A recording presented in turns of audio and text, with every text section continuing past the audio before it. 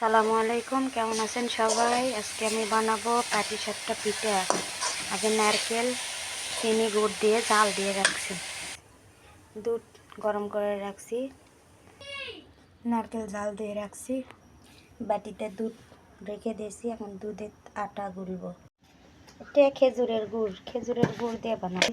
ঘন করে দুধটা আগে জাল দিয়ে রাখছি, দুধে একটু খেজুরের গুড় দিব।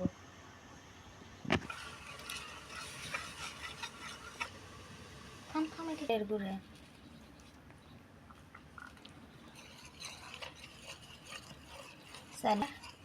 চালের গুঁড়া দিয়ে মিক্সারটা বানিয়ে নিব।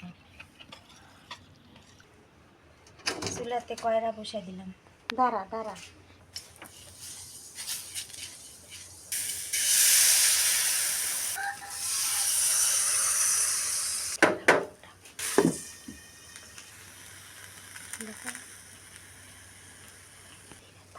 থাম।